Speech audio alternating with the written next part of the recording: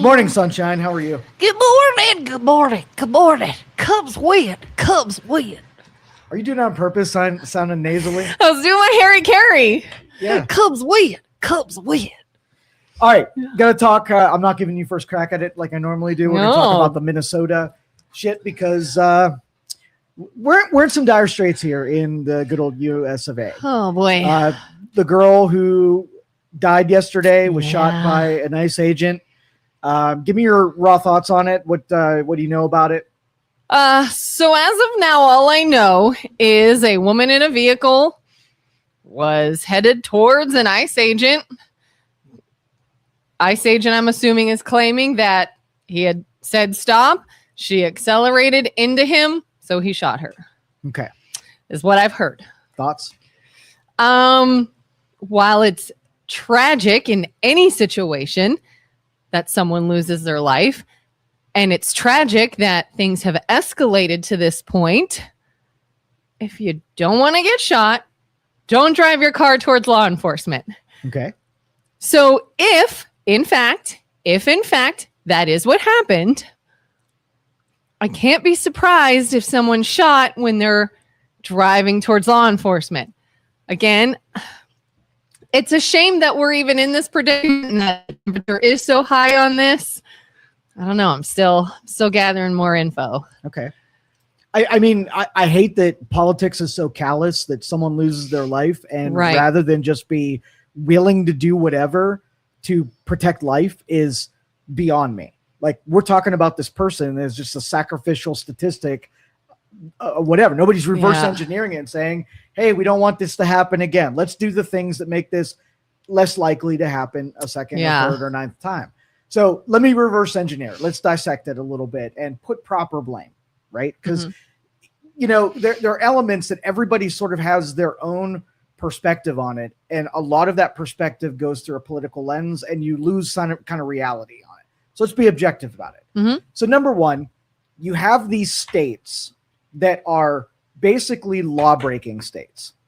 Okay. When you have illegal immigrants that are being protected and laws are being kind of like shelved, right?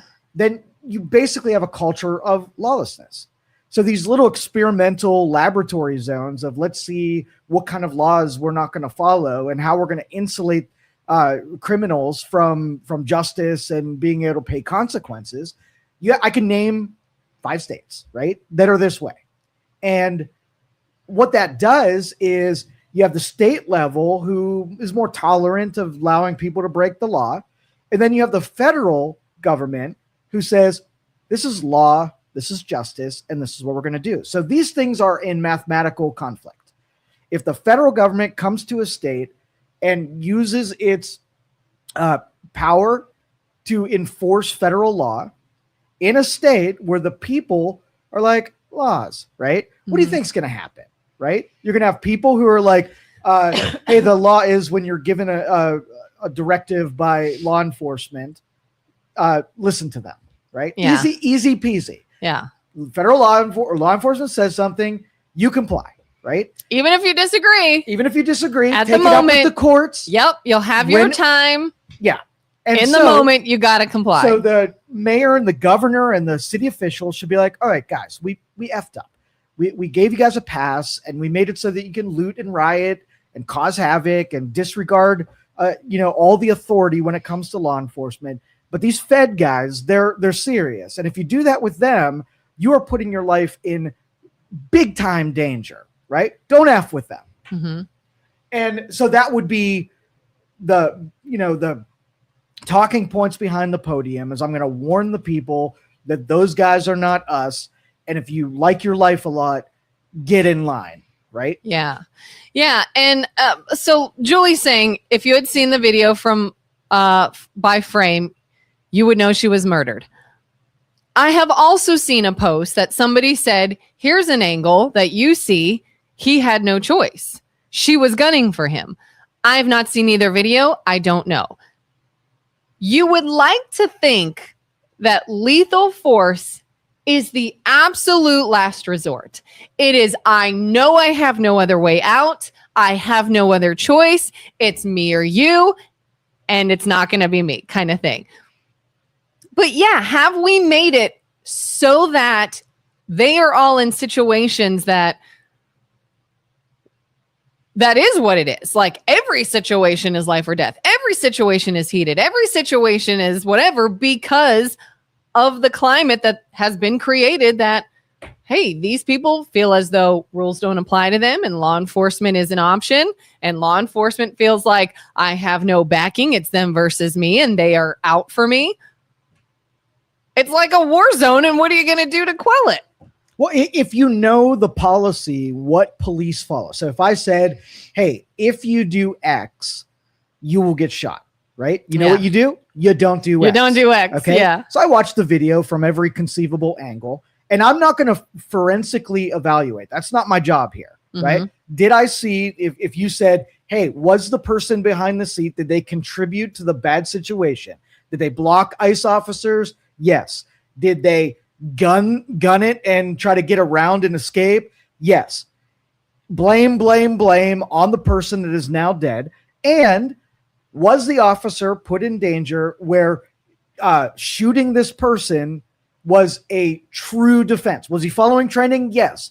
But did he add some extra options in there that could have meant that he didn't have to kill somebody in that moment? So let's just say he's on the right corner of the car, right? It's coming at him. Wheels are jerked to the right. It's on ice. It's moving towards him.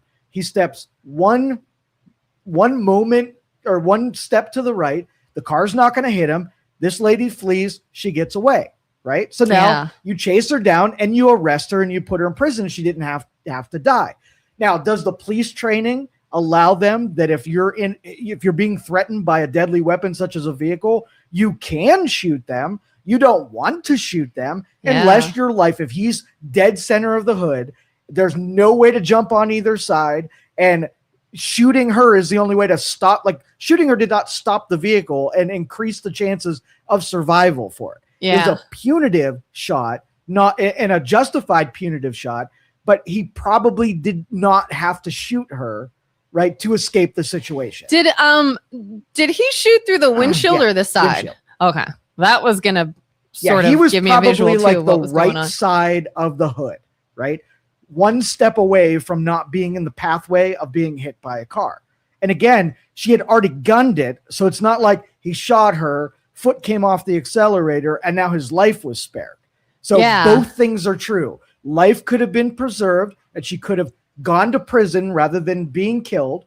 And she could have done 500 other things that would have made none of that scenario play out the way that it did. So it is going to be messy because everybody, I'm going to say the cop had the least amount of poor decisions. And, if I'm a cop and I have to make a split-second decision and I have to do the right thing every time, but you're the one about to deprive someone of their life. So it does come on you to make all right decisions. I know. And that's like I said, I have an issue with the term she was murdered. To me, murder is premeditated. Homicide, manslaughter, there's lots of other things, whatever, other than murder. Do I want him to go straight to deadly force? No. But did he go to her or did she come to him? Right. Who approached who? Right. She knew where he was. She knew what he was doing. She knew exactly what he was she knows he's armed. She knows he's doing a job he was hired to do. She didn't have to go there. Yeah. He didn't come looking for her. She was the aggressor. Yeah. Right. She did all the wrong things. She had 100% failure rate.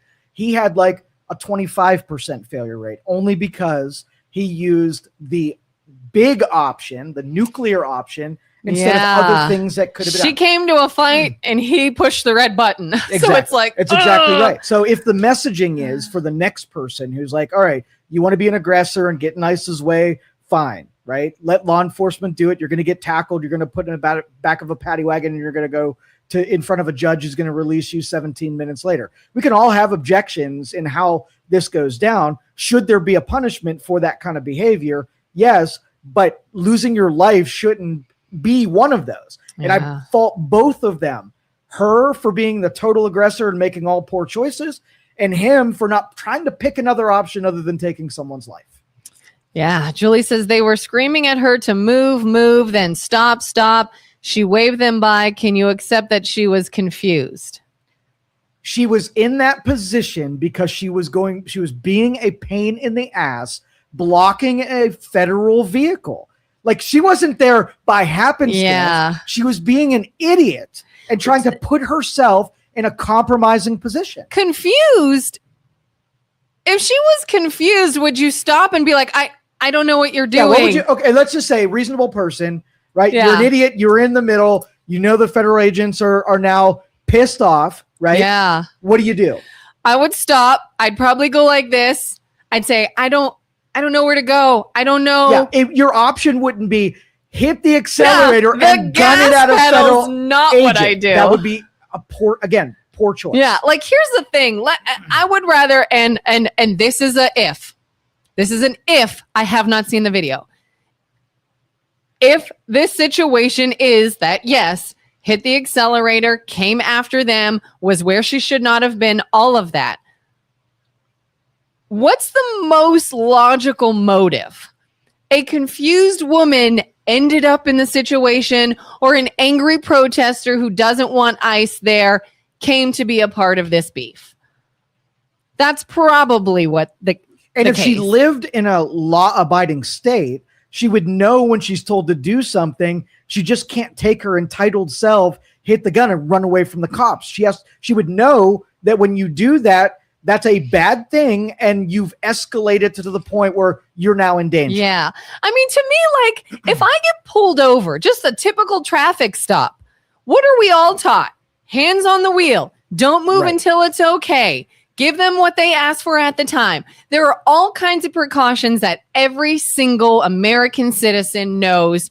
You are now in a situation that is high tension with an armed person, law enforcement, and you've got to be careful in this. And your argumentation when it comes to that deal happens with the court, not the officer. You are now in a legal stop where you have to comply 100%. If you disagree with it, take it up with the judge. Yes. Right? If you think you're in the right, take it up with the judge. It's not conversations. Yeah. It's compliance. We've talked multiple times about the time that I was pulled over speeding through a school zone because I didn't know I was in a school zone. This wasn't the time for me to argue with the police officer. Right. I didn't say, what? No, I wasn't. You're full of it. I didn't know. It's this, it's that. I just went, oh, okay. I know I'm going to court and I will be able to say all these things. I'm not fighting with the cop here. Right. But in a lawless state, you don't have a regard for authorities in law enforcement. And so you think that because they've conditioned you that you could just like run away and they're not going to chase you and they're not going to, shoot you or tackle you or any of that stuff. Yeah. So the state ruined how the public has a relationship with laws and the things that you're supposed to do. They don't know the protocol. Yeah, we have developed a culture instead of respecting law enforcement. It's them versus you. Exactly. 100%. Right. Manuel says, I've looked at multiple video points. They come up to her door and asked to step out of her car. She overreacted and decided to drive away. In the heat of the moment, that officer thought that the car was coming at him, but her wheels were turned away from the officer. She made a bad decision and the situation got escalated quickly. That's right. And I could tell you if law enforcement would communicate with the public and say, federal officers are here, they don't play, don't F with them. Like, I'm surprised they tolerate as much as they do. Like, I always look at Secret Service, I feel like they don't F around. They're not looking out for you, right? You get in the wrong spot when someone's coming through and their job is to protect somebody, you will be on the ground in 20 seconds and taken in, and the conversation is going to happen far away from the danger. So if I'm doing a raid or an investigation and I've got people that are following me around trying to impede that investigation, they would be arrested in 1.2 seconds. Yeah. The minute that you pulled up on 5 vehicles that have a job to do, there would be one vehicle that was tailing them. They would be arresting everybody who was trying to get in the way, right? Yeah. I can't believe they're as tolerant to that behavior as they actually are. Try to do that with Secret Service vehicles. President's coming to town, and then pull your vehicle, try to get in the way of the motorcade. What do you think is going to happen? Oh my God. Yeah. Julie says, I would like to see how you would react with guns in your face. I feel like my gut instinct would go, I would be on the ground saying, I'm not a threat. Standing still. I am in park. I'm in park. What do you want me to do? And I won't move a muscle until you tell me to move a muscle. It is not the time to run away, but I know in those states like Oregon and Minnesota, they just have a habit of, oh, you're a police officer. I have no respect for your authority, and I'm not going to listen to you. And the cops are just like, okay. Because they've been neutered in those states. Yeah. Dale says, did you know her husband died in 2023 and she was not mentioned in his obituary? Also, her wife, the lady filming it, had a rap sheet in Missouri and other states for protesting. Yeah. And Jerry says, I hope Julie's never on a jury. But it's pretty predictable that in all of those states, you immediately aren't objective like we're doing and weighing the side and knowing that if the true principle is we don't want people to needlessly die, we want law enforcement to be able to do their job. So reverse engineering it, I'm not doing it to find fault. I'm making sure the next time this happens, it's just not going to be a replay where we take the same positions and say it's all police fault or it's all other person's fault. This was dumbness on all accounts. The state was dumb. The governor was dumb. The mayor was dumb. The lady was dumb. And the cop had better options. I feel like the idea of you versus me, as in citizens versus law enforcement, has been reinforced time after time after time by lawmakers, by city officials, by government officials, by everybody else that's not them, that is higher up. They've used it as a political ploy. They've used it as something in their back pocket to manipulate voters. Us versus them mentality at all times. And the only time you hear, oh, we've got to lower the temperature and we've got to make all these people think differently is after the tragedy has struck. Right. You're too far gone now. You've allowed this to happen. You've participated in the temperature rising. And then when, God forbid, tragedy strikes, all it is now again is a political argument. Yep. It was her fault. It was his fault. Oh, don't disrespect law enforcement. Oh, law enforcement is overstepping its bounds. Now we're fighting about this instead of how we got here. Yeah. And that's how they want to keep it. The mayor, immediately after, said, ICE, get the F out of our city, right? Yeah. So it's communicating to the public, even local governments don't respect the authority of the federal government to do their freaking job. And so when you communicate that to people, they get emboldened now to nobody wants you here. I'm as a public, a citizen, I'm going to take a stand against a federal agency. Yeah, because move. As that person, did I go above ICE? Did I go to the administration and say, hey, I don't think this is working here. I think this is more of a hindrance. Let's revisit this. Can we get these people out? Because here's what I'm saying. Didn't do any of that to the entity that matters. Mm-hmm. Went public to the citizens, knowing they are already up in arms, and said, get the F out of here. And all that's doing is once again feeding right into it. Yep. ICE is a bad guy. Law enforcement is the evil one. We should all be fighting back. And look, even our leaders feel this way. Instead of going about it the logical way and the more effective way, because that does not keep emotions high, does not make you look good to voters, does not give you now something to bring up down the road when it's election season. It's all for their benefit. Yep. Anyway, total stupidness. MLO bros say we have the biggest, smartest mouths in the area, if not the state. Cops draw guns, we shut mouths, put hands up, and say, yes, sir. And that's what needs to be communicated. Mm-hmm. Mayor Fry, this is what I would say if I were in his shoes. All right, we're not happy that ICE is here, but they've got a job to do. We can't do it. They have authority to be able to do it. Stand out of their way. Let them do their jobs. The quicker they can get this mopped up, the faster that they're actually out of here. Yep. Don't play the hero and think you're going to go up against you're just going to get yourself hurt, and de-escalate it. The local police have a job to do. Stay out of their way too, and have a respect for the authority that is in your neighborhoods right now. Instead, it's the opposite. They're the Gestapo and they're evil and they should be stopped. And now regular, dumb, normal people are like, oh, we have fascists in our neighborhoods that are arresting innocent, immigrants, and I got to stop it because that is the noble thing to do. Just backwards. Have you by chance seen that Netflix special, The Perfect Neighbor?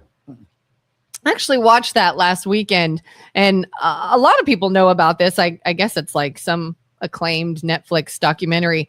It's a true story.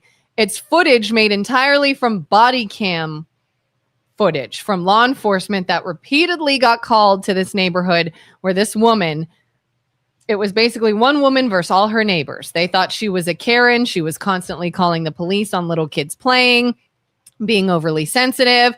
Everybody was like, she should just move out of here. She doesn't like any of us.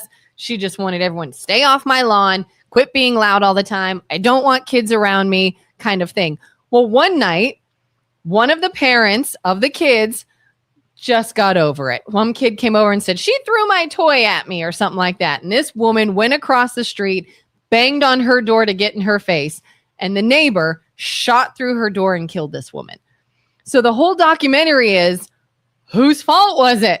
You put yourself on her property, banging on her door, yelling at her, and you got shot. Now, the woman is shot through a metal door. How much did you actually feel fear for your life? You didn't call the police, you shot first. So it was kind of this like, who was in the right, who was in the wrong. You should watch it. It'd be interesting to see your take on that. Penny said they are not law enforcement. They have no training and they have no emergency medical training. They're hired thugs by a federal government. Well, they are law enforcement and they are enforcing federal law. And this wasn't like a traffic stop. They didn't pull a car over. And while this has happened, think of like the federal jurisdiction of a federal vehicle and its agents are this bubble that follows them around. She entered into the jurisdiction of trying to mess with their duties as an official to official immigration official. Yeah. So she went into their bubble. They did not come into hers. And all the more reason, if you believe that, if you truly believe they're not even law enforcement, they're not trained in these situations. They're thugs with no conscience of how law should work. Why in God's name would you go near them? If that's actually your description of them. Risk. That was a choice, and that was your risk. Then that's even worse. Then you're going up to a loaded gun knowing they don't know what they're doing and they have the authority to do whatever they want. If you think that, why in God's name would you approach them? Yeah. So if they have the interactions between the public and federal officials, right? Somebody who's charged, let's just say a U.S. Marshal, right? He's not pulling cars over either. But if a threat comes into the bubble of a U.S. Marshal, even though they are on, they're chasing a criminal, a convict, or somebody that's on the most wanted list, right? Now, you come into their bubble and assault them, they're still a representative of the federal government. You can't do that to an agency of the federal government, no matter which agency it is. And that's exactly what this girl was doing. She was getting herself in the way to impede where they were headed. And you've now, you've pitted yourself against the wrong person.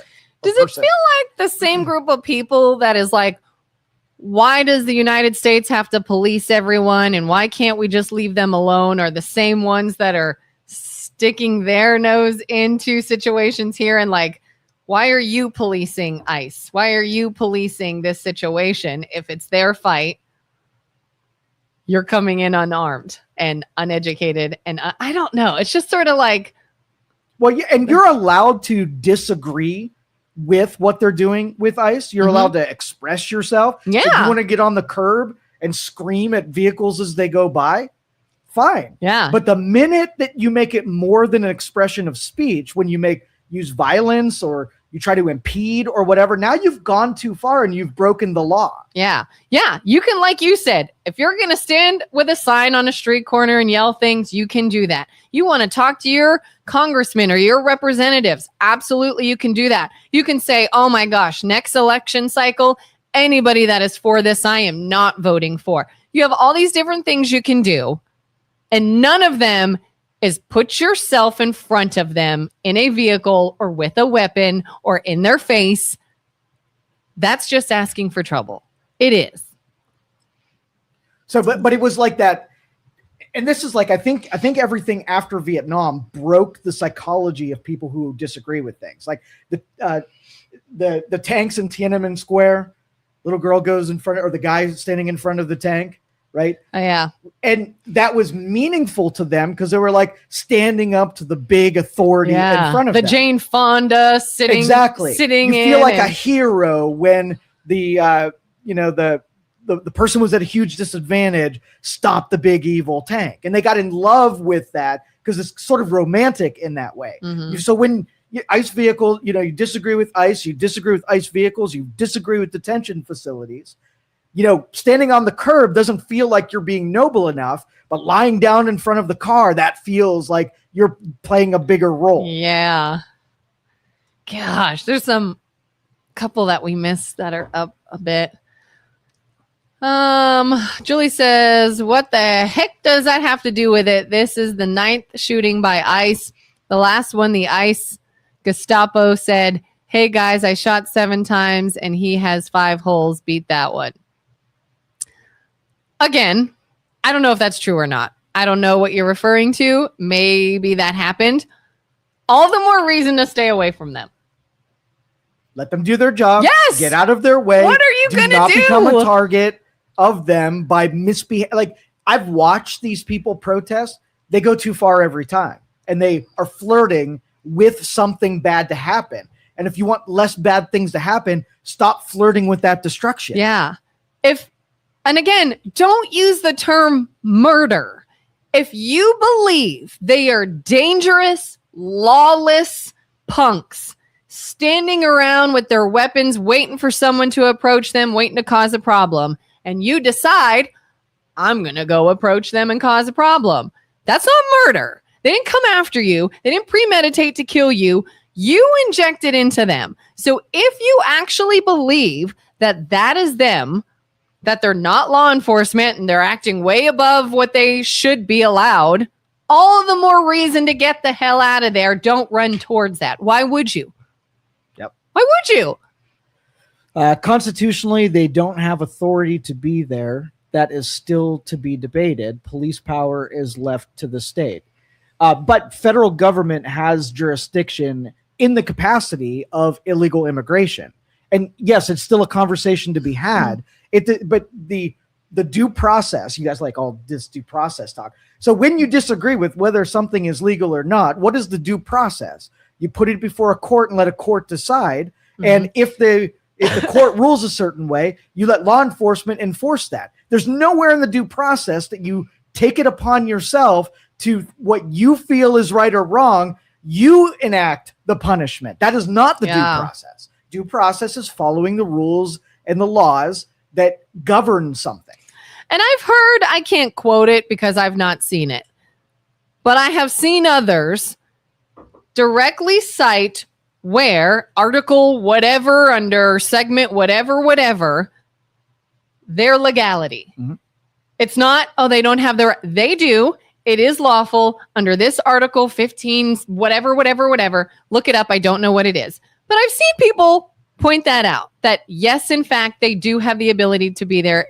And as far as ask a cop or someone in the military what they think about ICE, ask anyone down at the Youngstown Air Force, they won't let them on the base.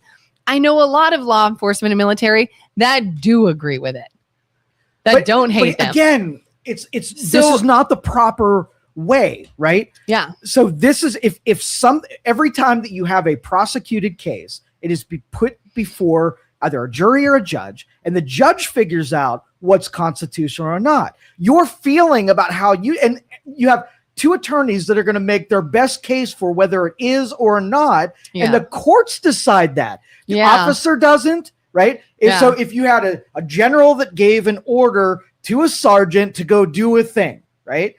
Me, in my opinion, whether or not it was a legal chain of command event is not up to me. It is up to the military tribunals or courts or JAG or whatever it is to figure out if that was a legal command. And if it wasn't, they get in trouble. And if it was, it's blessed and cleared.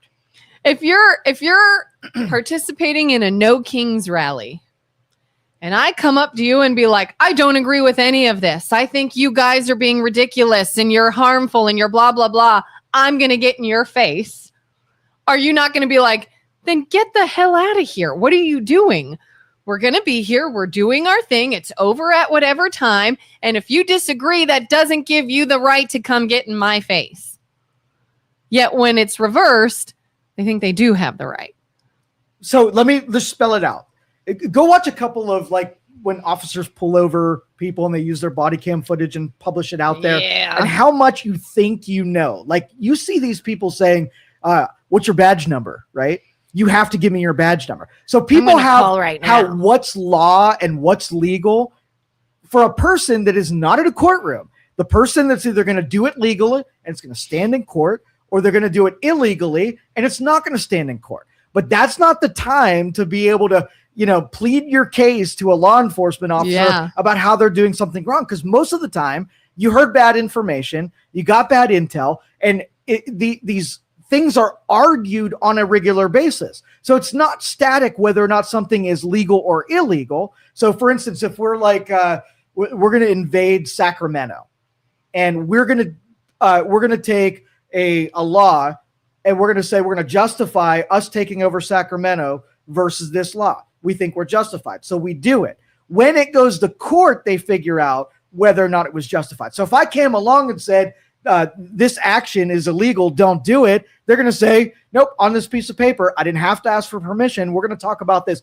after the fact, and it was illegal. Somebody's going to get in trouble. I don't want anybody to get in trouble, but I feel like I'm justified in the action. Yeah. The courts afterwards are the ones who decide whether or not something was legal or illegal, not the interpretation of a bunch of social media normies out there deciding what's legal and not. Yeah. In my school zone instance, I had to go to court. It was an automatic court appearance. And you know what happened?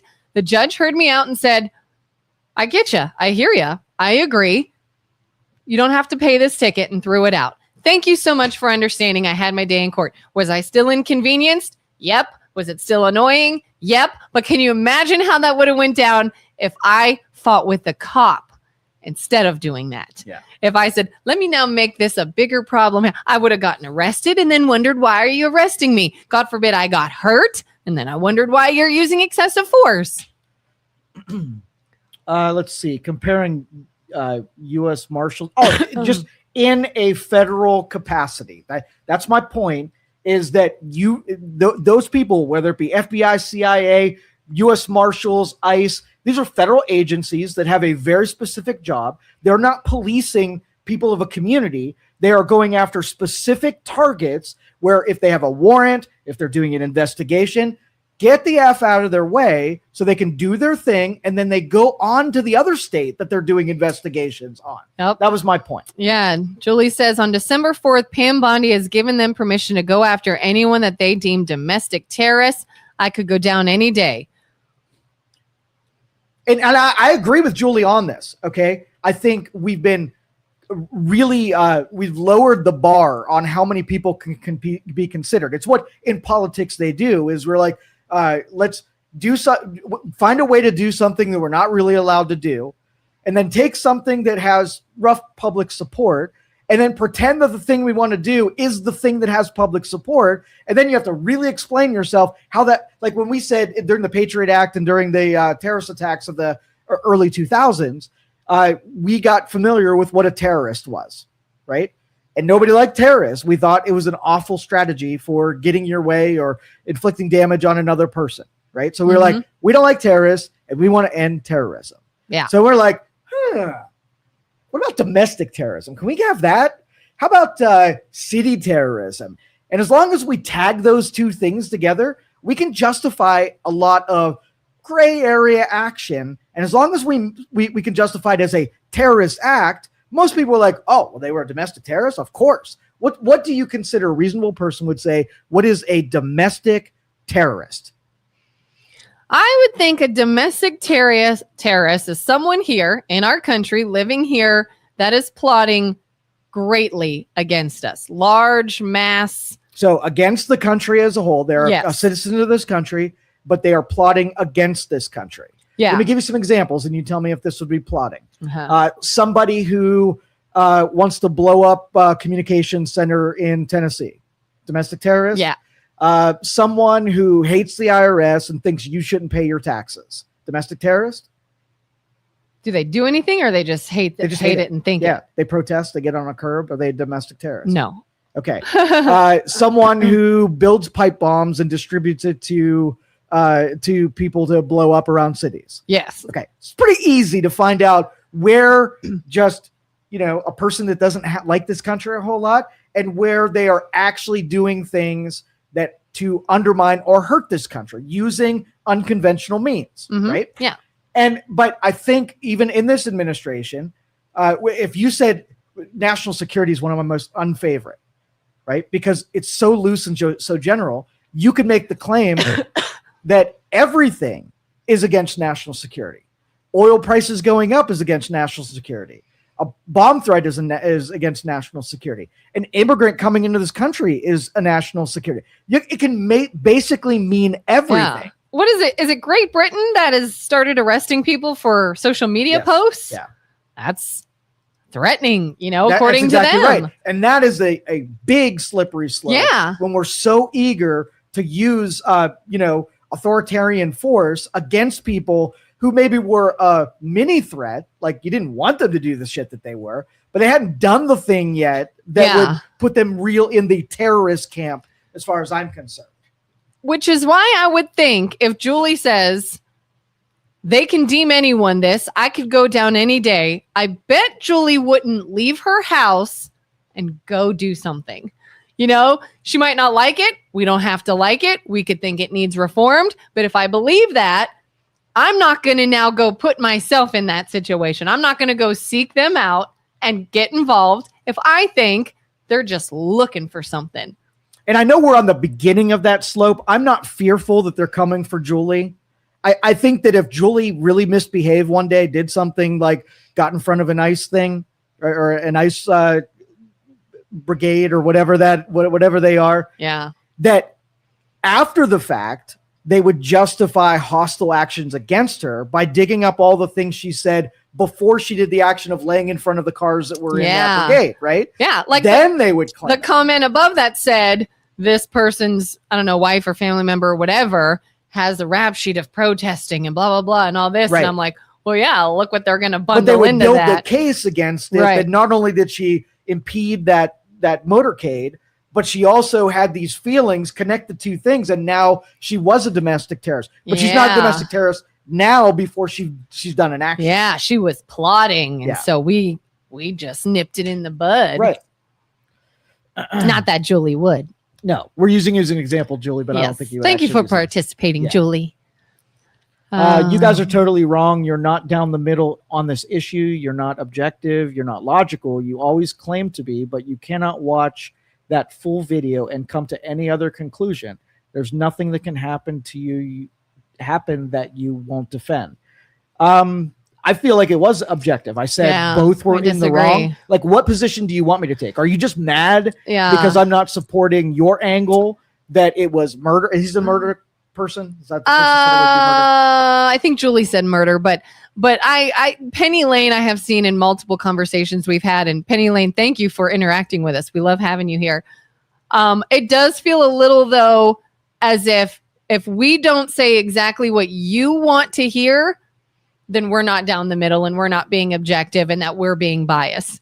When really you kind of are, you know, like if you have right now Republicans mad at us because we said the cops could have taken different choices. Yep. And the Democrats are mad at us because the lady put herself in all the peril that she experienced. Yeah. Both are mad at us right now. You know you're objective. That's down the middle and objective. You want us to say ICE is bad. She was murdered. They need to get out of there. She did nothing wrong. And she did nothing wrong. Yep. And I'm sorry, that's just not the case. It was a difficult situation in which two extremes collided, and it was a tragedy that was set up long before yesterday. Jerry says it's no different than the National Guard coming in, respect authority. And, you know, I wouldn't be surprised if over the next couple of days that in Minneapolis, where this stuff went down, the protests and the looting and the fires and the rioting, I think it might be even the anniversary weekend of the George Floyd stuff. So it might be 2.0. If the Trump administration was smart, he would nip this in the bud in 2 seconds, because Minnesota's not going to do it on their own. And they've already challenged that they do not want, they're going to use National Guard forces to keep ICE away, not to keep the riots from happening and damaging businesses and causing havoc. So they need to nip that in the bud super quick. I'm supposed to go to Minneapolis in February. Yeah, don't do it. It's going to be, well. You think it'll be like quelled by then? If they do what I'm asking, they will. All right. That means that the National Guard will break these things up, put them in, it was so bad last time and it lasted so long. It could be months if they don't do anything about it. I'm just not going to go anywhere. I'm just going to stay home in your bunker. I mean, even if I go to Minneapolis, I'm not driving around town. I gotta go do what I gotta do and leave. Fun fact, don't use your vehicle as a weapon against law enforcement. FAFO. Yeah. What's FAFO? Fuck around, find out. Oh, that's right. Yeah. Found out. Jerry, I will bet Julie believes all ICE agents can only be right-handed. I don't know if I get that, but okay. I don't know. When the Gestapo shows up at your door and they say, just go, when they say, get in the cattle car, just get in, when they tell you to go in the ditch, just march, that it? You listen to authority and hold that authority accountable that they follow the law. If you get too anarchist, like throw away the rule book, then, let's just say law enforcement misbehaves. Do you want someone to come to your rescue and defend you against law enforcement? You hope the courts are pure enough to be able to hold same standards with law enforcement as they do the public. Then you will trust. So I think the courts have a little bit of the blame of this as well. Everybody's jacking things up. Everybody's doing the wrong thing. Yeah. And so I want law enforcement to be the heroes, like those people who sacrifice themselves for truth, justice, and the American way. Yeah. I want the courts to be pure and not take and advocate for activist positions and be unbiased as well. And then the people will respect the fact that we're just enforcing laws here. So I'll take that argument, knowing that, you have guys sitting in jail right now, right? You have a police officer who followed the actual rule book, did nothing in outside of the rule book. And a jury put them in prison, which they are still there. So to me, it's like the jury decided that the law doesn't count and this guy should be in prison. And the cop is like, you gave me a book to read. I mastered it. I did exactly what I was told to do. And I'm in prison? How's that fair? Yeah. You could not pay me enough to be in law enforcement in this day and age. I couldn't do it. Mm-hmm.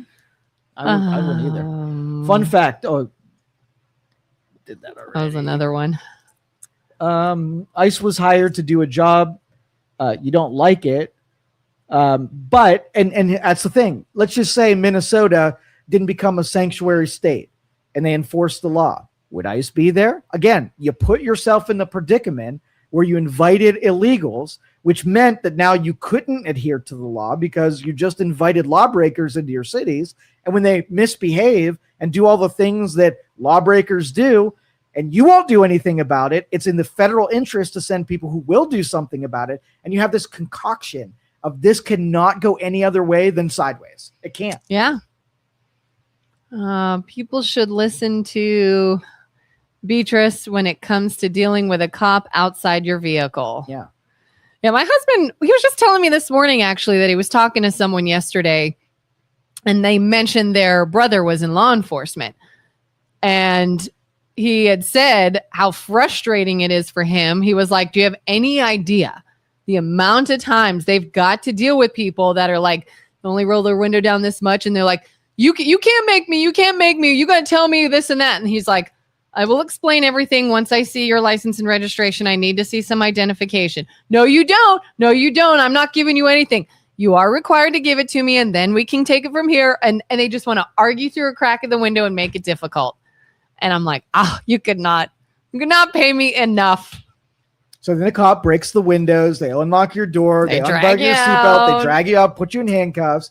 They take your wallet, open your ID. Same thing happens. Now you've got a busted windshield, some bruised knees, and you still got your license anyway. Oh, but they had a valid driver's license and they weren't a criminal and he used excessive force. Well, they didn't get pulled out, right? For any other reason, as they did not listen to a legal an officer at a legal traffic stop being given a directive. You didn't get thrown on the ground because of your license. You got dragged on the ground because you disregarded the authority of the officer that was asking. Or they'll say all that force just for going 5 over. No, you were going 5 over, and then your actions led to all that force. They made it much, much, much worse. Yeah.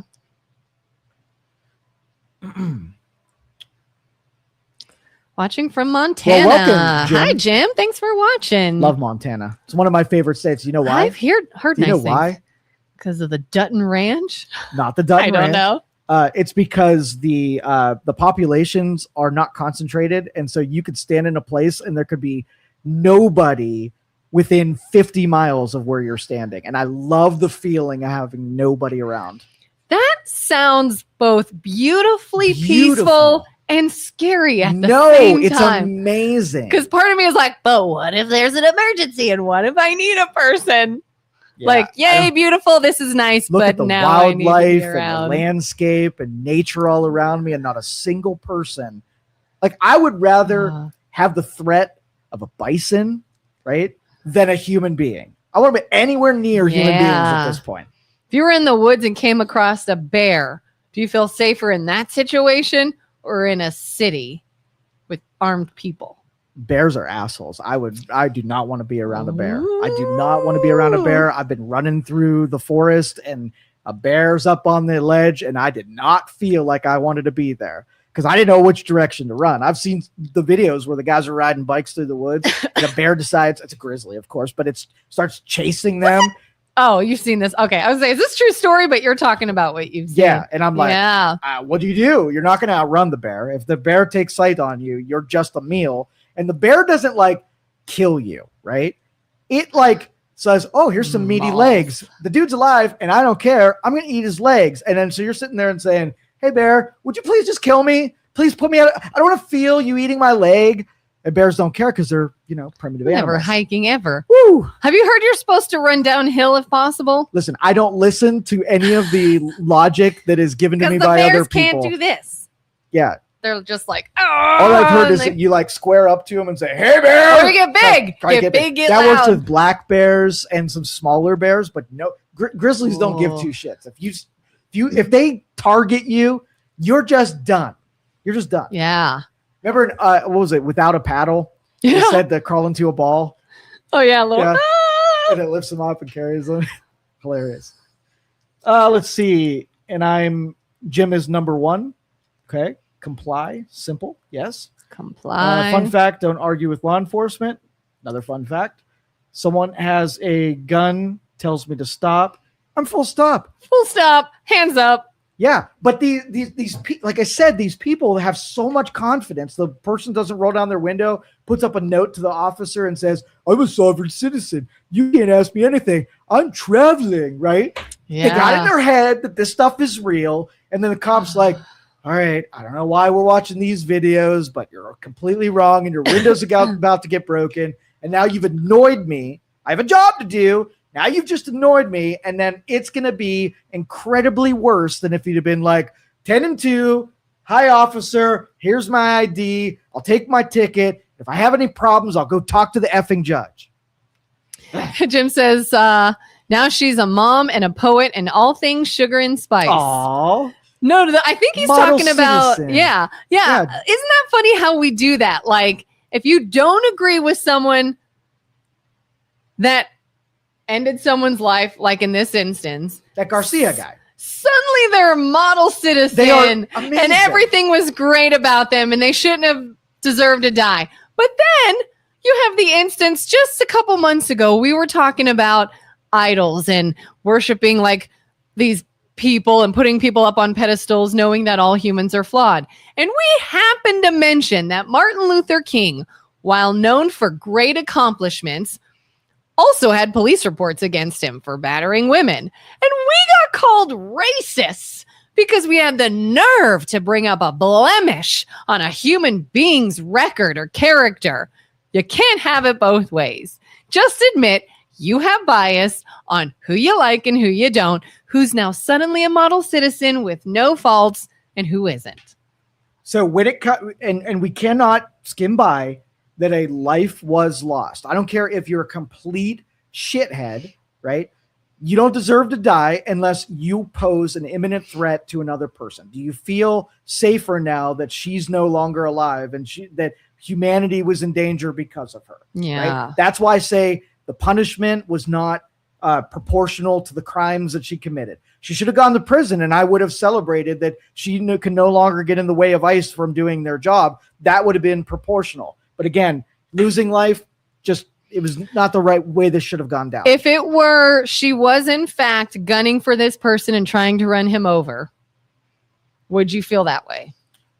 Well, in this case, like, are you saying hypothetically? Hypothetically, if it wasn't her, it was she someone. Pulled enough strings to die from protocol standpoint. Yes, she should have. When your hood is faced at a police officer and you hit that gas pedal, you have now cocked the gun and pointed it at a cop. And whether you were intending to shoot or whatever, you just cocked the gun. Yeah, there have been instances where people purposely drove into crowds. They were trying to commit mass murder and everything. And in Minnesota, there has been ICE motorcades that have been intentionally run into by people. So that is a common weapon. So when you take the aggregate of all of the evidence and all of the context of what's happened, again, very dumb on her part to play this game. Yeah, we've talked before about how there are situations in which you can gather information and make a decision about your safety based off of all the information you are presented with. It doesn't mean that you're plotting against somebody. It doesn't mean that you want to hurt someone, but you're like, in a bad part of town, heard about robberies here, someone wearing a mask, I'm all alone. You know, you can make inferences based off of the information you're given, and it doesn't mean you're setting out to cause harm on someone. So knowing you're in a high emotion-driven, tense situation in a globally known chaotic environment, I don't know. Don't hit your gas pedal. Better yet, don't even be there. And my opinion. I wouldn't, even if we took somebody like Martin Luther King Jr. and taken character flaws and tried to undermine the things that he did and shifted culture in a positive direction. I'm not going to make an offset and say that he's a terrible person, so I'm not going to celebrate what he did. Yeah. I'm not going to go the other direction and say, here's Lucy, she goes to church and she just plays bingo and she's a model citizen that did a bad thing, where I'm not going to offset the bad thing. The bad thing stands on its own. Doesn't matter who you are or what you've done before. You don't get a free pass for being a model citizen. Did you break the law? Yes, no. Punishment. That's it. That's all that exists in my world. Mm-hmm. Is leering going to be part of our lives now and forever?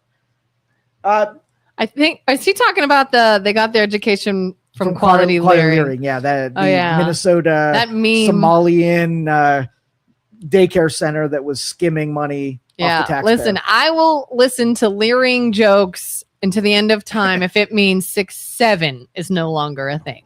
Dude, why'd you have to do that? At least the leering makes sense. Jim says he's pro MAGA because winning is fun and President Trump is so funny. Jim, you should meet Julie. You two will have a blast together. Totally.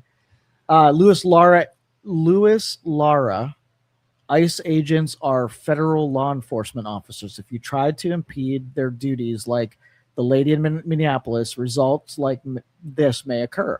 She was intervening in their duties. She had the ability to not get in the way or park and record their actions. Could have been way different. Again, made all the wrong mistakes. And especially if she is a mom and she's got kids, she put their futures at risk doing something extremely dangerous and not a good decision maker that had bad written all over it. Yeah. Like if you told me someone was a single mom, right, who already in 2023 experienced some bad things, you wouldn't expect her to be doing dangerous things in her spare time. Yeah. She'd be at home taking care of her kids so it doesn't become an orphan, and exactly what ended up happening. Domestic terrorism involves violent criminal acts within a country driven by domestic ideologies, political, religious, social, racial environments intended to intimidate or coerce civilians or influence government policy, and occurring within the nation's own territory without foreign direction. Key elements include violence, ideological motivations, and domestic sources, intent to coerce or intimidate location within the U.S. Perfect definition. Thank you, Emmanuel, for that. And I leered to be respectful and law and order. It was quality leering lesson for me. All right.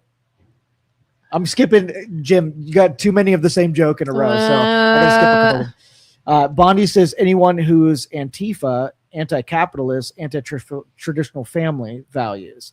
Antifa, domestic terrorism for sure. Not exactly working like the political lobbying wing of changing laws and whatever. They use violence as a method of perpetrating their activism.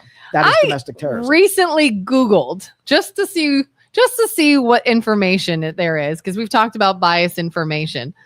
What is Antifa? Have you ever Googled that? Mm-hmm. Antifa is an organization against violence and blah, blah, blah, and all this and that. And I was like, are they though? Are they? Mm-hmm. Sometimes I feel like Google is captured. I'm just saying. Let's see.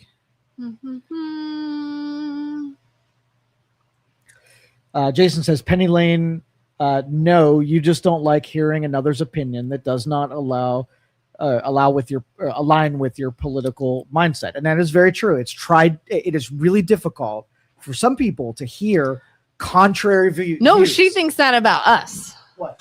She's saying because we told Penny Lane we are down the middle, and I don't think we think you want us to say what you agree with.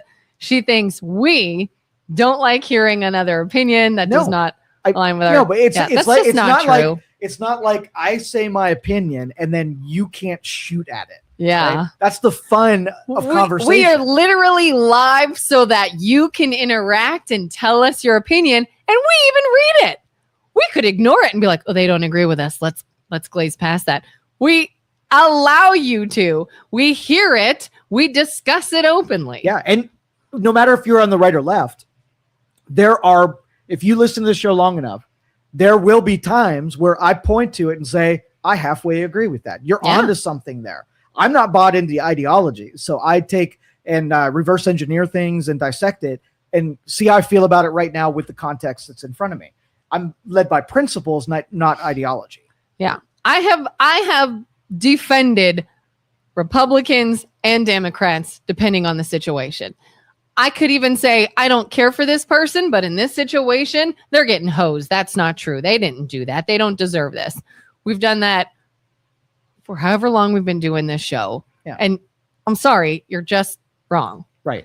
So, and somebody said debating libs is like performing CPR on a skeleton. Absolutely useless. Here's how, I'm not a big fan of Democrats. If you were to put my political leanings closest, I'm libertarian. That's most on the right side of libertarianism.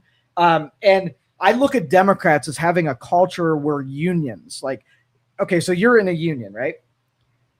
Will the union, has it been accepted culturally that if you're in a union that you can never do anything wrong? You will never be, every action will be completely justified and protected by a union? Or do they have the ability to, within their ranks, be able to take people who misbehave and deal with them accordingly, right? Well, the union mentality is, oh, he's on our team. I will protect him no matter what. And I will shape a narrative that always puts down the defense. No matter if he's right or wrong, he's right.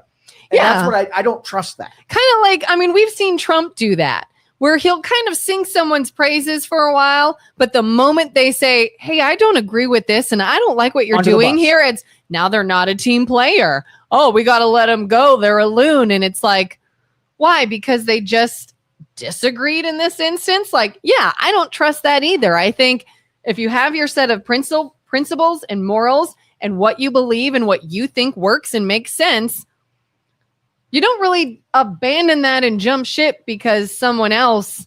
Well, you feel like you're doing your side a disservice if you say something critical about your side. That's not being objective. That's just being part of that tribe. Yeah. So that's why I challenged Julie the other day that when it comes to Trump, you have heard me mock him, say very critical things, and give him praise when it's necessary. Go back in the history of all Julie saying anything. Find an actual criticism of Joe Biden. Could she bring it upon herself, knowing that she'd be undermining a person that she supports, to say something critical? If that's easy, well, yeah, sure. And the things that you can say about Joe Biden is like, I don't like the color of his suit, or I don't like the color of ice cream. You're not really being critical. Yeah. You're not taking aim at something that you're token gesturing in a criticism to say that you can be critical of your side, saying like, yeah, you know what? For the last 2 years of his presidency, he was mentally deteriorated to the point where he wasn't really doing anything. He was being protected by all of the people that are around him. And if you'd have asked him deliberate questions, he wouldn't have been able to answer them. Even to this day, I bet you Julie would say, yeah, he was good enough to be president of the United States during that last 2 years. I can remember even back when I suffered from TDS and just hated Trump to hate him. And I couldn't tell you why. I just didn't like his attitude. I remember trying to justify things Biden did because I hated Trump. And I remember people would say, well, did you see he's acting like this and he's saying this? I even said, listen, this is a man who's lost a child. I can't imagine what that would do to someone's mental health. I did every bit of defending him I could. The moment I saw him on TV in his last debate against Trump and the literal drivel out of his mouth and the glazed over confusion, I went, he's done. Pull him. Yep. Pull him. He's done. He's out. This is not who we need. I don't like the guy who's arrogant and pompous, but it's better than this. The zombie guy. Like, be willing to not have a side, but just know what makes sense and what's going to work and go with that, regardless of who it is. So Julie says, I'm going to go down screaming. I will not give up any of my rights for these SOBs. So my question is, are these actual rights or are these invented and imaginated rights? Like, what think rights, you can do? What rights do you think that you are giving up by if a cop comes up to you and says, show me your ID? You might feel like he has no right to ask you that. But in reality, in the law, he may have an absolute right to ask you that. So again, real versus imagined. If someone comes to your house and they say, here's a warrant, we are here to arrest you, put your hands behind your back. Anything you say or do can, and you think they're way out of line and they have the wrong person. And I know my rights. I'm going to scream and kick and go down. You don't know your rights. You don't have that right. You have the right to remain silent and comply until you go and get this figured out. It's not a kidnapping situation. Right. There is a difference. Right. And you don't have to like it, and you don't have to like where they're coming from. And if you want to go kicking and screaming, that's your choice. But then don't call it murder if you get hurt. Yeah, if your rights have been violated, when it goes to court, there's going to be an attorney that says your rights were violated, and then all of that is undone. Yeah. And again, maybe the court system's captured. Maybe your attorney's captured and you're like, I'm not going to get a fair trial. I'm going to go kicking and screaming. Okay, that's your choice if you don't trust it. But it's not then murder. But that's when I start listening. If you say that, if you get to the point where you trusted the authority and you trusted the courts and then it goes sideways where an unjust thing happens, now it's time to put scrutiny on the systems. Yeah. Not sort of like, I think it's going to go down that way and I think they're going to take my rights and I think Trump's going to be an authoritarian. You have to actually wait till those things reveal themselves in the real world. Yeah. Because again, you know what? I'll take back what I just said. If you were truly in a situation that someone is falsely arresting you and falsely bringing you in and the court system and everybody is captured, you're like, going to be the poster child to go down for something that didn't happen and everybody is in on it and you are literally screwed over and somehow you're killed in this instance, I could see that being more murder. I could see you being murdered by political means. Yeah. And a prosecutor will investigate, a prosecutor will present that case. If that's the case, where they find that, hey, when we're out on stuff, this lady, she annoyed me yesterday. If she shows up today, I'm going to find a way to kill her, right? You find that, and I'm like, oh, wait a minute. If they're like, wait a minute, the real perpetrator here is going to make us all look bad because we were kind of in cahoots and we need someone else to take the fall for this, and we're just going to label this person as this bad person for no reason, then, okay, you got yourself a situation in which you're being totally screwed by the system. You got two choices here. You have one, trust in authority that are going to overstep their bounds and make mistakes and imprison innocent people and trample rights. Or you can have anarchy where there's nobody affecting rules. Do you fear the hordes of people that pay attention to no laws, or the innocents that are a byproduct of actual law enforcement? Which one are you going to pick? You don't get to have a third option. Yeah. It's one of the two. Scroll all the way down and then work your way back. There's a zillion comments. Oh, okay. We got a zillion. Keep up with the more recent one. Oh, man. Thanks, guys, for interacting with us. Julie says, if they try to get into my car without probable cause or my home without a warrant, we got a problem. And yeah, that's what the courts are there for. You then you do have a problem by saying you didn't have probable cause. So let's just say, hey, I was following you, I ran your tag, and your registration is expired, right? That's my probable cause. And then you say, well, you couldn't have. I might not have put my sticker on, but it was registered, so that's not. Now, are you pleading your case with the officer, or are you pleading the case with you go to court and say, hey, he gave me a ticket, but he didn't have probable cause. He broke the rules, right? Yeah. And the judge says, oh yeah, you didn't have probable cause. The tickets I'm throwing out, due process. Yeah. I mean, you could be found with something illegal in your car and you didn't have any type of warrant or anything to do a search, so you're getting off. Yeah. So they misstep. You prove it in court. Yeah. It gets thrown out. Yeah. It absolutely is a problem. We're not saying it's right. We're saying you should absolutely fight back the right way, the due process, if you will. Exactly. Because otherwise, if you end up dead, now what are you going to do? Let's see. We have no idea who was running things during Brandon's time in office. And a lot of, let's just say the the mom goes on vacation, right? And now you're being ruled by people who are allowed to be in the house, but now the overseer, the person that is being held there, or the standards are being held because they're an elected official. Now have all these people, they're going to be like, we got to pretend like Bernie's really alive, right? Weekend at Bernie's, Weekend at Bernie's. Yeah. And so, but we're going to say that he's doing all this stuff and he doesn't know any different. We can just whisper in his ear that he did it and he won't know any different. And then they can use the auto pen to fake his signature, and they can implement policies that he had no idea was implemented. And he's never going to say any different. Think of all the misdeeds that can be done in that 2-year period of time. So I'm with Jim here that I think a lot of the playbook was the Biden playbook. They just continued it, but there's a lot of misdeeds that happened that Biden probably has no idea even went down. Mm-hmm. Yep.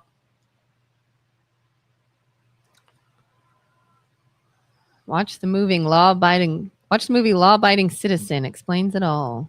Okay, I was pulled over for speeding. I complied completely because I was speeding.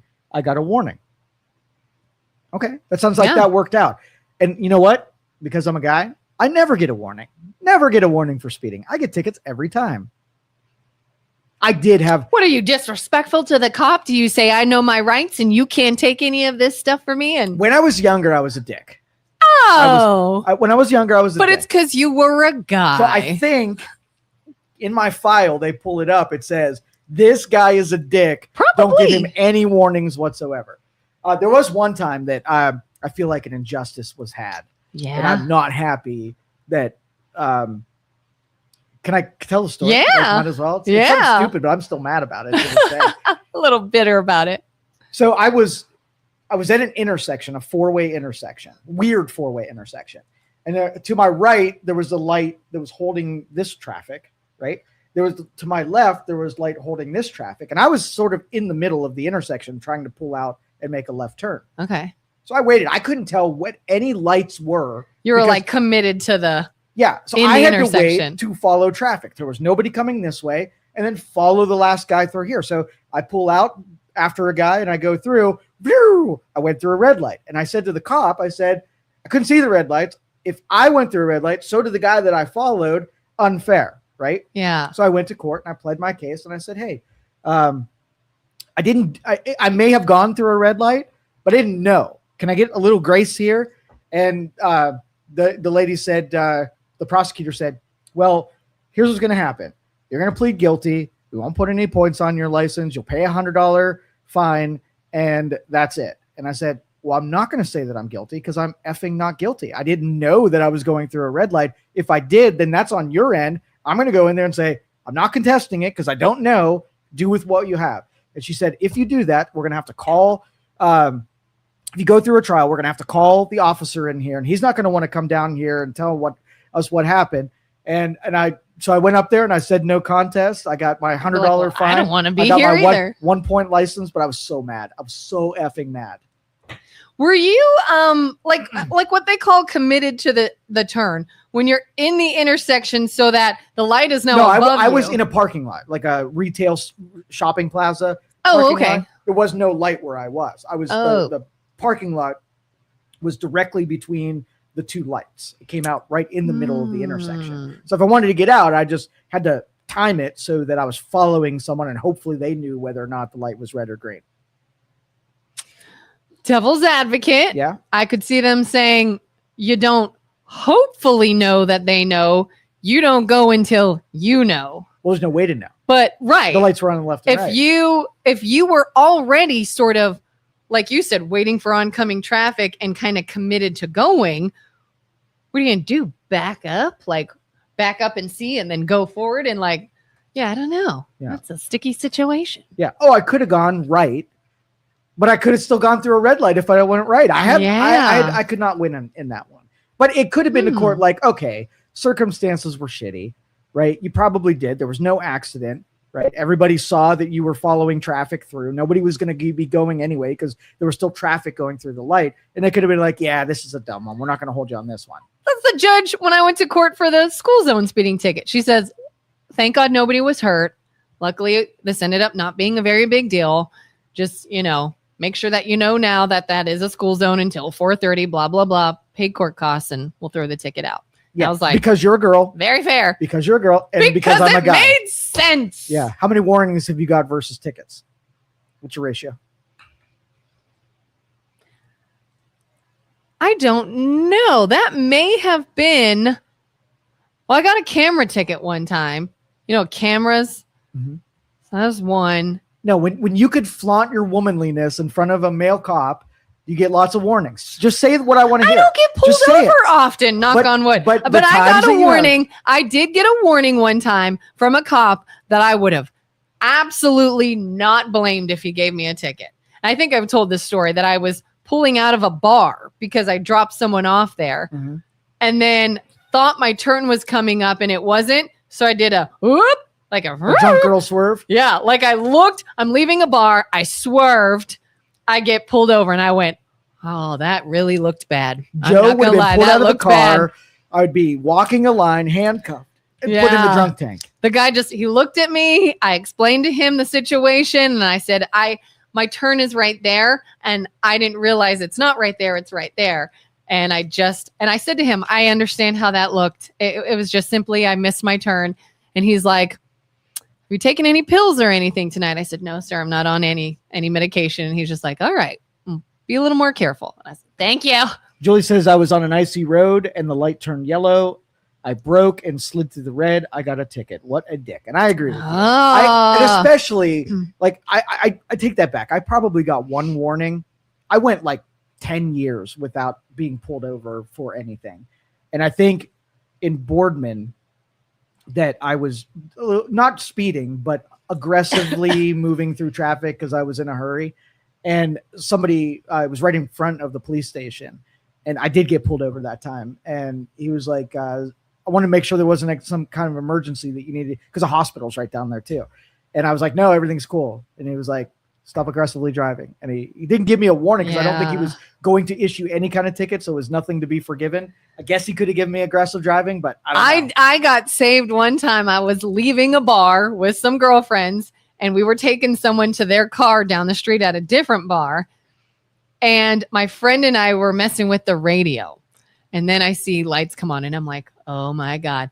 And it was a young guy coming up, so arrogant. I know he would have thrown the book at me. And he's like, you were swerving. And I was like, I was. And I said, I'm sorry. I was messing with the radio. That could have been it.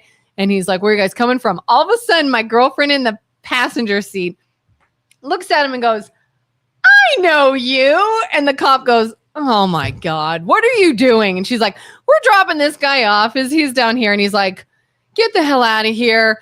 And she's like, I made out with him at a party a couple weeks ago. And I was like, corruption, complete corruption, complete, man. I was like, thank you, baby Jesus. Emmanuel says some cars are also targeted by law enforcement. Driving my Camaro, instant ticket, regardless of how small of an infraction. During driving my truck, it's like the president, total right away. I was driving my Mustang. This is when I was really young. This is probably 2001, something like this. God, I feel like everybody had a Mustang back then. Yes, it was just the Mustang convertible down, driving back from Columbus.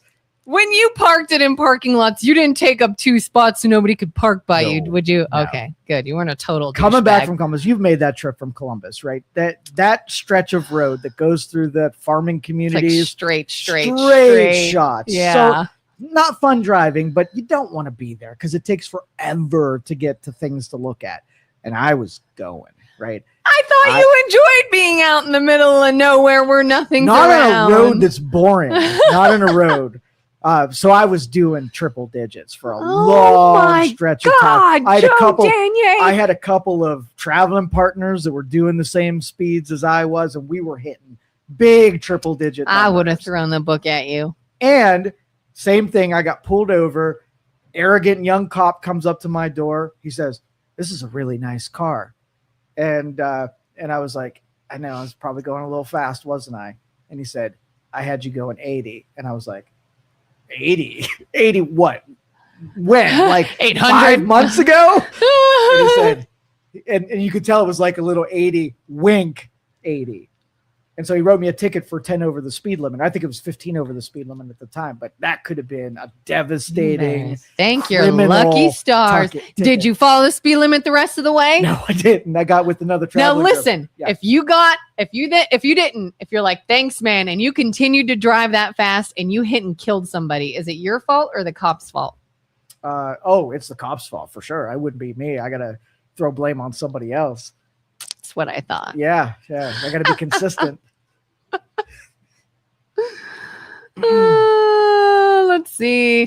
Where I live, the sheriff's department will give you a ride home. If you've been drinking, just ask. Yeah, I bet you in small towns where everybody kind of knows one another, they're just ensuring safety. They're not there to write tickets and make money for the city or whatever. Just want people to be safe. So you have grandpa that has too many to drink and is like, you know what? I'm not going to ruin this guy's day or life by doing this. Let's just get him home. I know he's just a stupid, decision and whatever.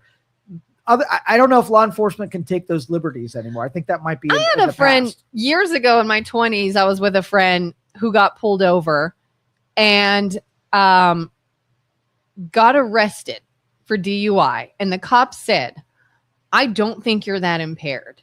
And the only reason I'm arresting you right now is because all of this is on my dash cam and I'm required to.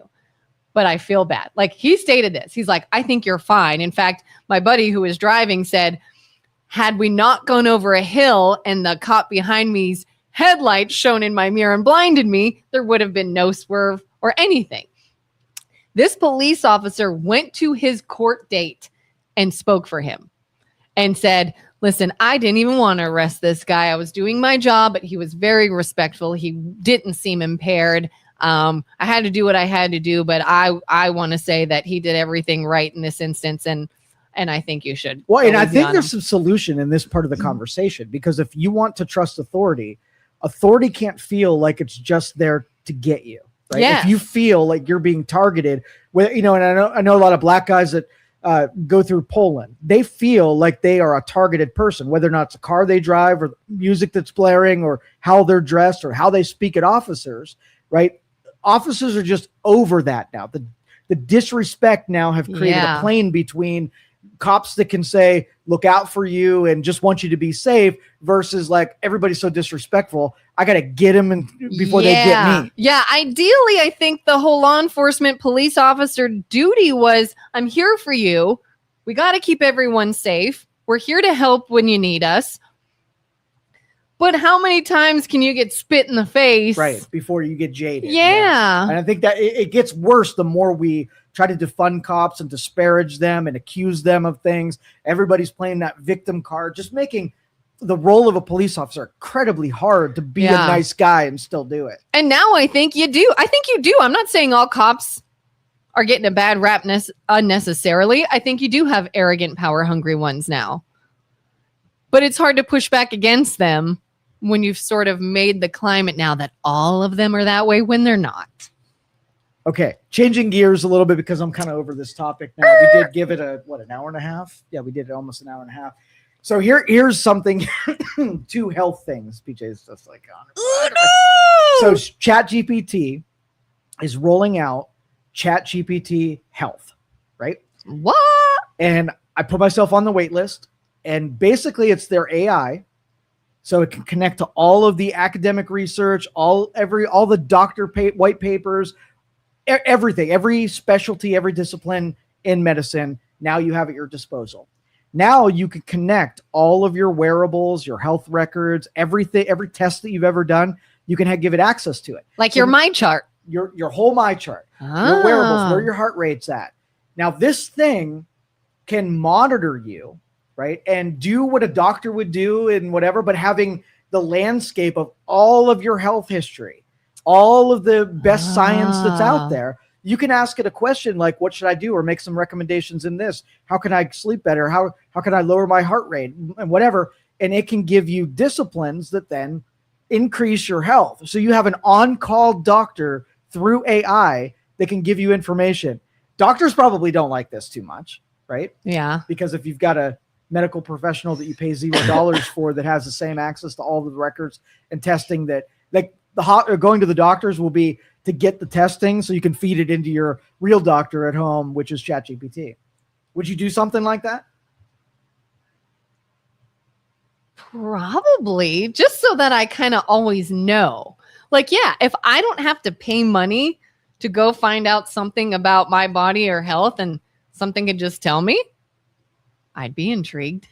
What if you got a message on your phone that says, hey, this is your ChatGPT doctor.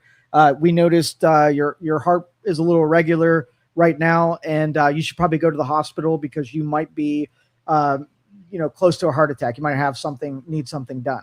So on the fly, being able to pay attention to your biometrics and tell you when there's something that is wrong going on. And I mean, I would like that, but people also have to keep in mind the room for error.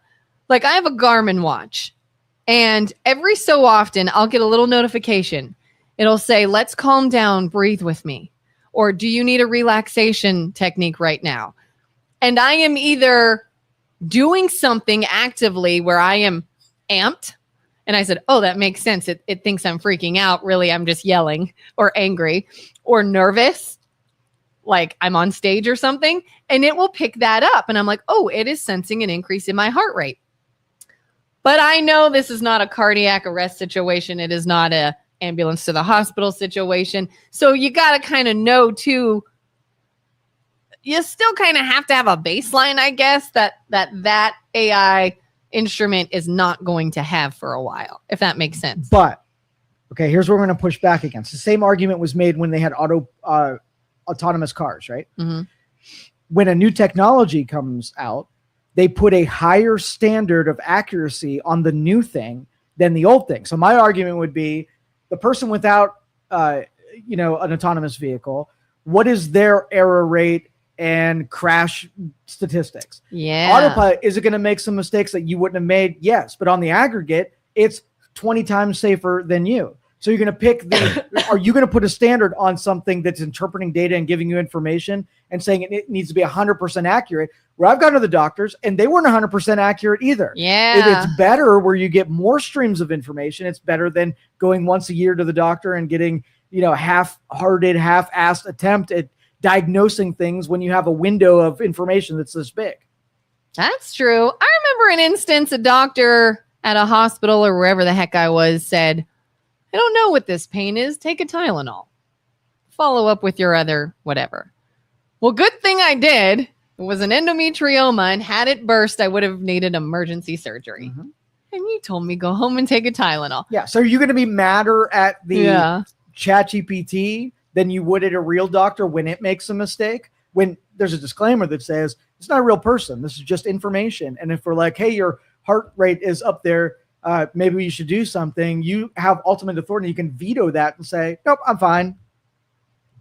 Way easier than if the doctor's like, I'm going to insist that you go right now and get this test because I think your heart rate is elevated. That is interesting.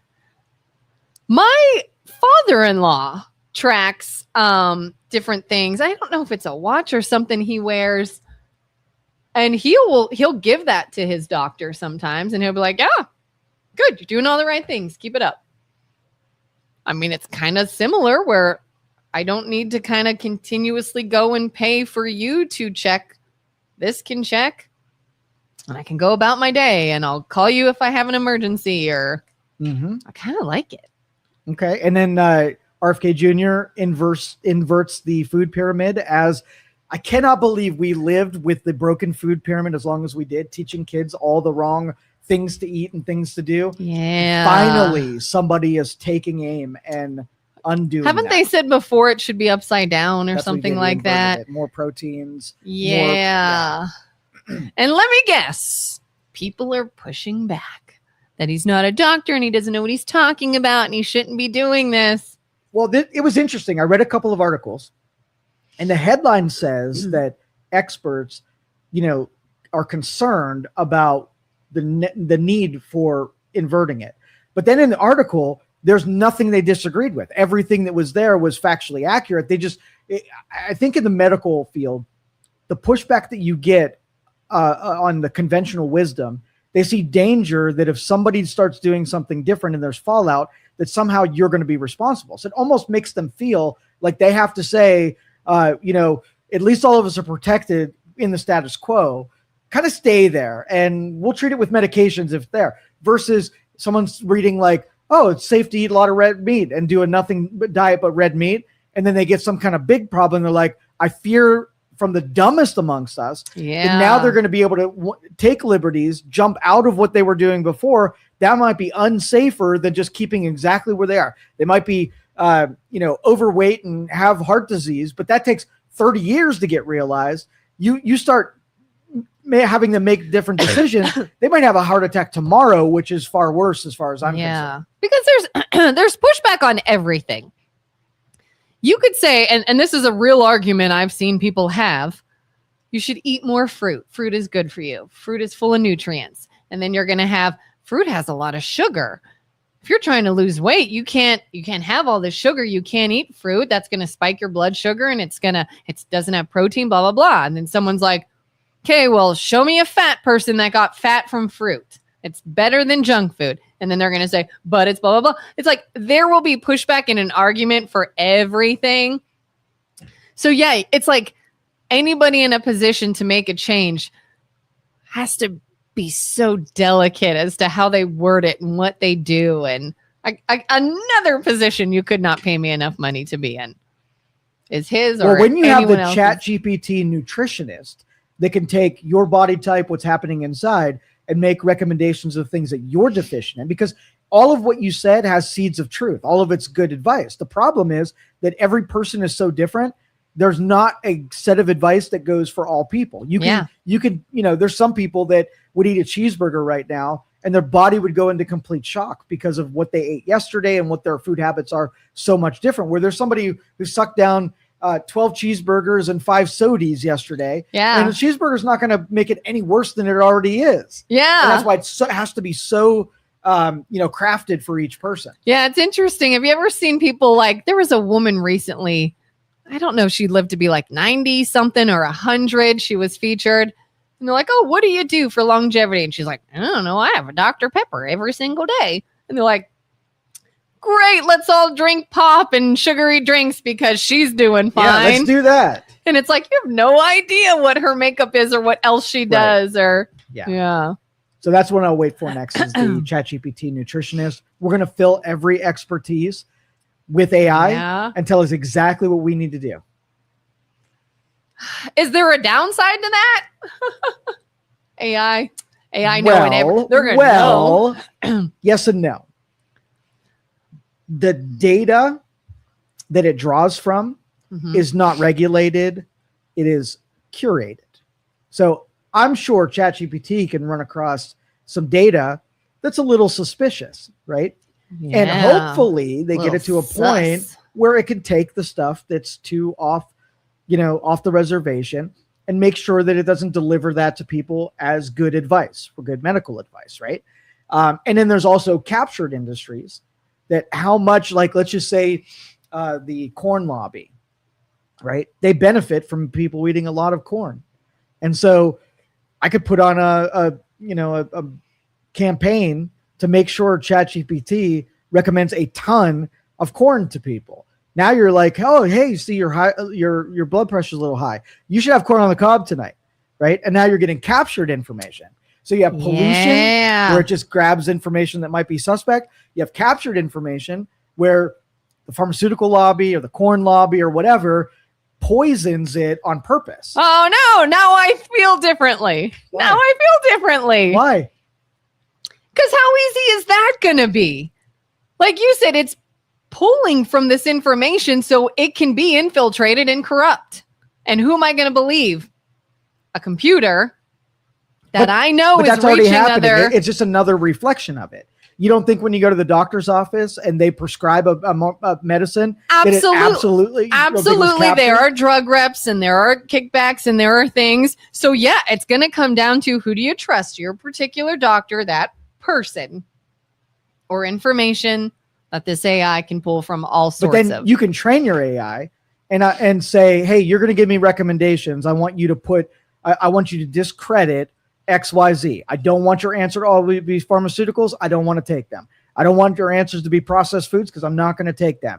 Now go to the next entries on there, excluding the ones that have obviously poisoned this well. Yeah. I was watching a news story the other day about this new GLP-1 pill. Have you heard of this? Yes. Now instead of an injection, pill form for weight loss. And I did appreciate how at the end of this, they said, obviously you need to talk to your doctor. Diet and exercise matter. Yeah. You can't just have this, blah, blah, blah. I would have loved for them to go even a step further and interviewed physicians, doctors, people who would be prescribing it and say, what do you see when this is prescribed?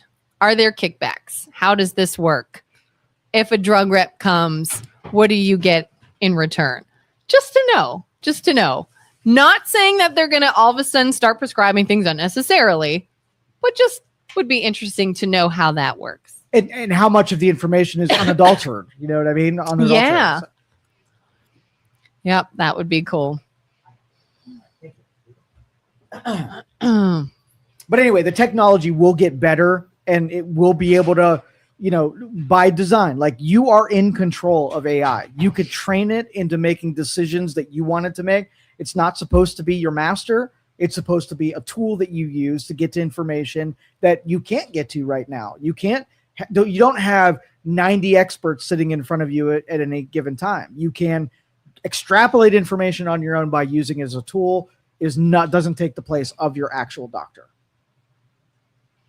It is sort of kind of like the better version of Googling your symptoms. Yeah. Oh, don't do that. And people do that all the time. You're gonna die. Every hang up symptom. Googled my symptoms and it says I have this or it could be this. Yeah. Have you ever Googled your symptoms and you were right? No, I don't do that. I feel like that's happened to me before. We're like, I have these symptoms. It could be this or that. Let me look into it. I think it's this. I think it's that. I still go to the doctor and I say, so based off of this, I think it might be this. And they're like, yeah, probably. And I was like, thanks for that. Okay. As a tool. All right. Now you get to talk about anything you want to talk about. Did you come to the table today needing or wanting to talk about anything? I am a little curious about PBS. Yes. PBS now is officially done. Yes. From what I have read. This is a very controversial topic. It is not. The government has taken funding, and people are saying they're taking your Sesame Street and all your educational programming, and they're hurting kids, and they're doing this and that. Is PBS, or should I say, was PBS not a publicly funded station? They were funded by the government. Right. Now, they did say, like on their advertisings and on their commercials, this is also funded by viewers like you. Yeah. And there was PBS-a-thons.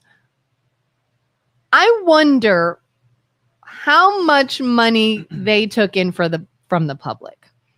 When people said, yes, I enjoy public broadcasting programming, and I am going to write you a check to keep this on the air, compared to what they were receiving from the government, I'd love to see what that was.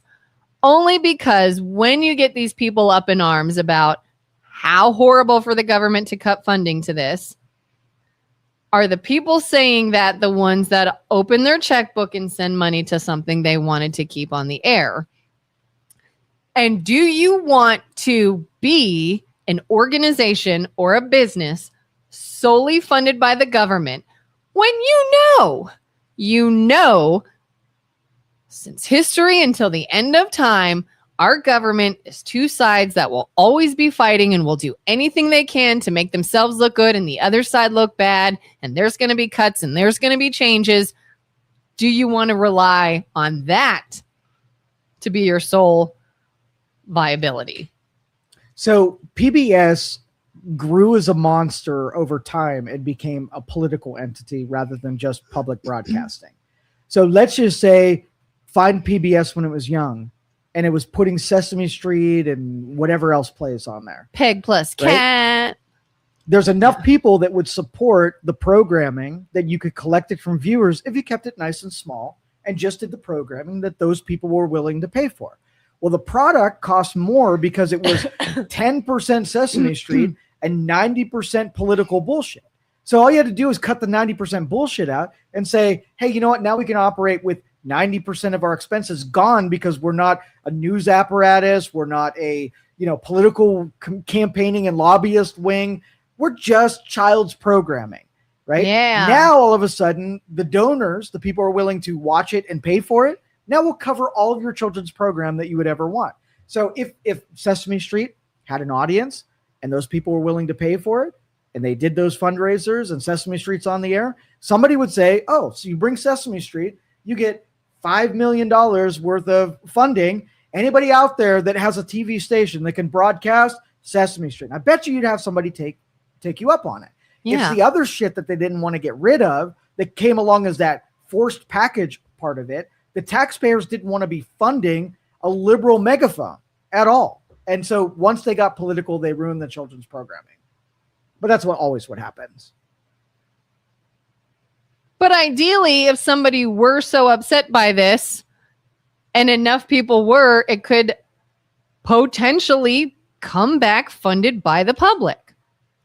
As an entity, no. But the programming is still sellable. You don't think that there's still marketability on Sesame Street. And all you got to do is say, didn't someone it just come move license to? it. If it's got an audience and it's got funding, just sell it to somebody who doesn't have to be on PBS. In an era where there's 3 television stations and there's some areas that have none because they don't have the populations to warrant someone erecting a tower, things are too far away. You turn on your channel and there's just snow because there's nothing there, right? Mm-hmm. Now PBS makes sense because there are limited options in some places. You can't make that argument if you were like, there are areas of the country that just don't have the population to do it. There are other means of getting them information like satellite internet. I would much rather say, oh, your household doesn't have programming for children's stuff.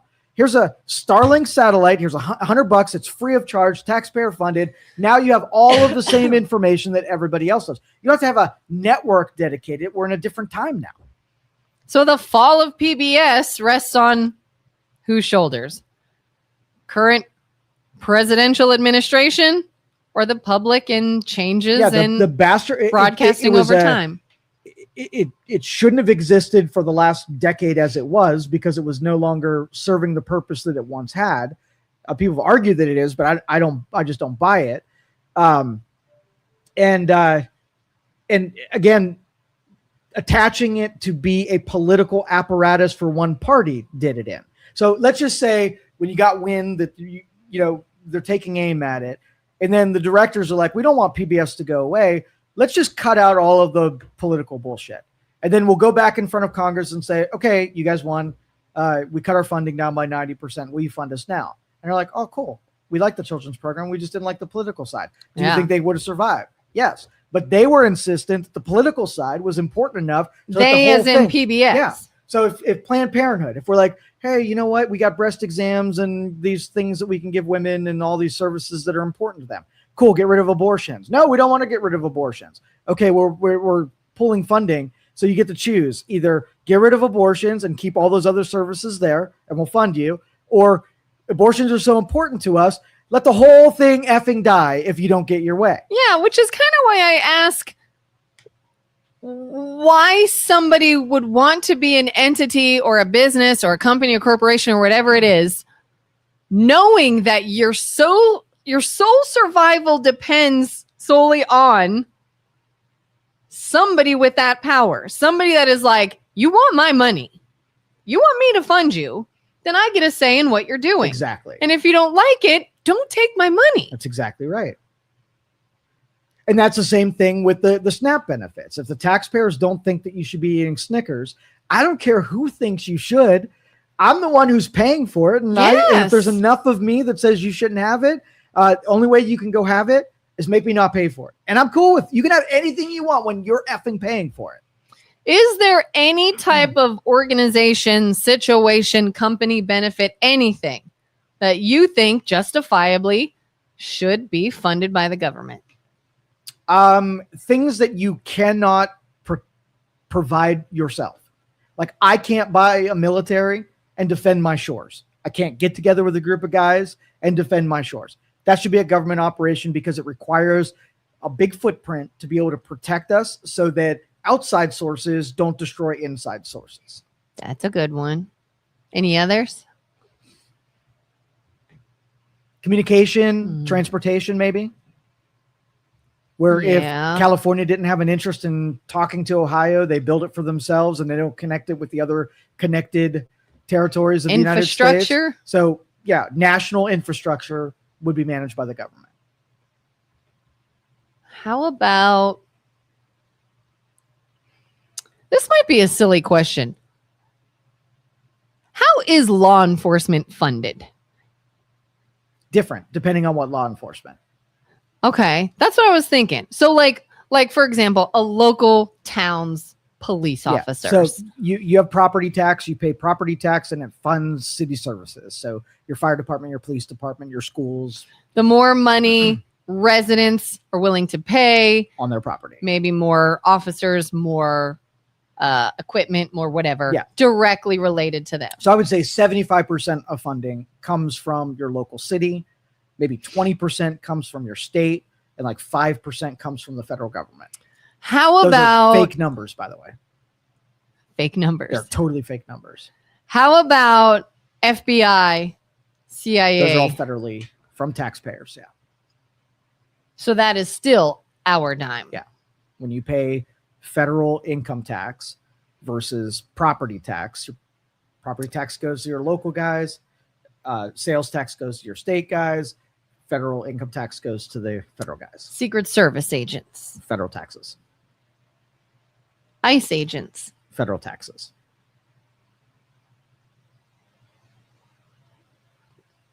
Military. Federal taxes. So it is still us paying then. It's not the government is the only one footing the bill. But they're... Wait, it's all the who are we people. talking about? Military. Yeah. The whole country is paying for the military. Who was paying for PBS? That was a federal program for broadcasting. So it was a federal, but they also get state. And where does that money come from? What do you mean? if the federal government gives you money, Yes. where'd they get that money? Taxpayers, federal income tax. So we are funding everything. Yes. No matter what, we're funding everything. So couldn't somebody make the argument, we were funding them, you didn't have the right to take the money away? Say that again?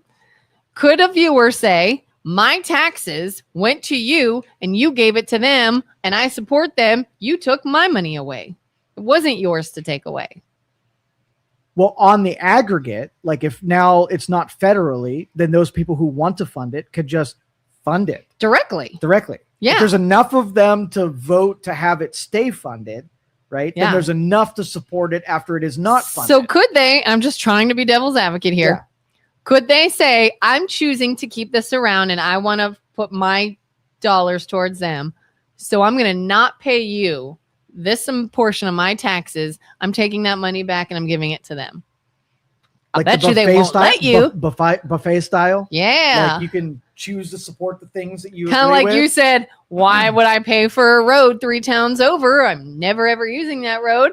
I want to pay for my local law enforcement. I think we need more cops on the street, and I'm taking it from here and giving it there. I would be interested to run a mock of that to see what people would choose, what would get immense amount of funding. Yeah. And just like when the cable channels went a la carte, that some stations that nobody watched disappeared because nobody would choose them. Like there's some programs that would go bye-bye if you could choose to put your funding on them. Or what if there's like some farming country that has vast land and field that's not directly lived on and it's not a huge population of people and all their stuff goes to shit because they don't have anyone paying for it. Exactly.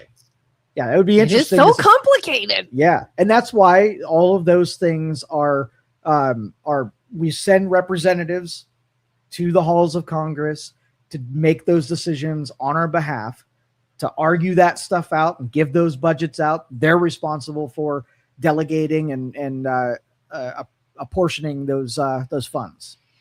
This is why it's so funny when you see people on both sides fighting each other over a situation that they feel is so simple. And nothing is simple. Yeah. It is so complicated. Mm-hmm. Well, we shouldn't fight each other. Maybe we were constructed so that we could fight each other. See, that's a very feminist view where the confrontation and the is part of the problem, when maybe proper fighting is how it goes down. I think open discussion is absolutely necessary. Talking about things is necessary. Debating, trying to find other ways, being devil's advocate, trying to see something from another point of view, all necessary. That's not what we do. We as a people, it's you're stupid, you're racist, you're insert whatever name. Fighting. Yeah. We have toddler fighting. If we sent smart people to go fight and they talked in a British accent and they used Old English as their and decorum and they were proper and they held their pinky up when they drank things, and then they can if they were like argue properly because they're intelligent. I see your point of view. However, here's what I find fault. I don't think it would work very well because you're not quite considering 100%. Instead of it's like, you're so dumb, you don't know what you're talking about. And then you have Jasmine Crockett and these and AOC, right? That we listen to these people who they're not arguing. They're saying dumb things out through a wide megaphone. And then the rest of us are like, oh, she's kind of right. And we're like, stupid people ruled by stupid people. And you also have to have the people that are having the discussion. Everybody wants what's right and what's good for everyone. Not what we have. No. We have, I want to win and I got to manipulate you to do it. That's what we have. That's our courts. But that's everywhere. Like, do you think if you send a defense and a prosecutor in there, right? Their job is to argue with one another until they come to a common ground. One's going to want one way, one's going to get the other way, and whoever's better at pleading their case wins at the end of the day. Yeah. That's why I trust it. It's confrontational because it's supposed to be. Because if they were just like did too much agreement, you don't think much justice would be getting done, right? Yeah. The prosecutor is really mean, and I don't really want to fight with him. So let's hammer out something where we don't have to fight with one another. You don't want that. You're like, hey, you got two warring armies. Let's see if we can have tea first and talk it out first, right? That usually doesn't work either. This person says, wow, this comment section, combined brain power couldn't heat a small room. comment section's combined Thank brain you. power. I'm right, you're wrong. I like the name I'm right, you're wrong. 85. Does that mean you were born in 85? I'm guessing I was born in 85. Brian says they don't want to hear your opinion. They want to hear their opinion coming out of your mouth. If you don't appease them, then you are the enemy and whatever demeaning term they see fit, racist, homophobe, etc., etc., Yep, but Brian, thankfully it's all been overplayed and they took terms and vocabulary that used to be really meaningful. They bastardized it to a point where it doesn't really mean anything more. Yeah, it used to be if someone's like, you're a racist. Hold up. Wait a minute. No, I'm not. This is serious. You're wrong. You better hear what I meant by that. Now, if someone's like, you're racist, I'd be like, okay. So anywho, as I was saying, it's like, boy, who cried wolf? Can I point this out real quick? Yes. So this girl in Minneapolis, if she were black, would all of this be different? I didn't even hear what race she was. She's a white girl. Oh, I didn't even know that. Now, same circumstance, same way of playing out. Would there be, even though we had a white girl who got shot, if a black girl would have got shot, would there be, she only got shot because she was black? What was the ICE agent? Oh, I don't know. I think he was a white dude. I think that would matter too. Okay. If a white person shot a black person, I think there would be a new narrative to this story. I do. I think people would. Well, we have the capitalize on negative that. side of that, where that person saying it would say, I bet you if that girl was white, she would have never got shot. And now we have the negative out where she was white and she did get shot. Yeah. Just curious. BJ says ICE agent is a white man. Okay. How about if the ICE agent shot a white man? If the person in the vehicle was a man, would we feel differently? Same scenario playing out. I don't know.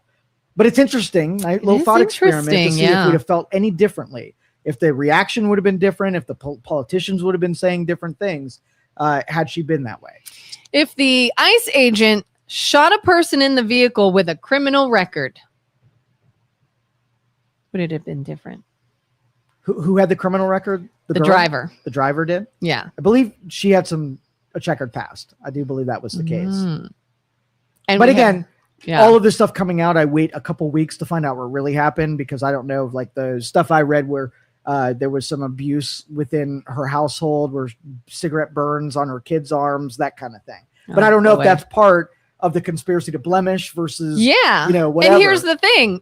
If there is a rap sheet, does that matter in this situation?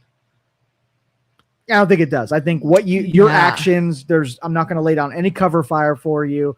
You did dumb things. You got yourself killed by doing it. Yeah. And that stands on its own. That is the prosecutor's problem. That is I need to make a case against their character and show intent to harm this ICE agent. Now, if the ICE agents, like let's just say this lady over the course of 2 weeks, every day was an obstacle. So they looked into her, finding out that she's dangerous. She's been in prison a couple times. She has a drug habit.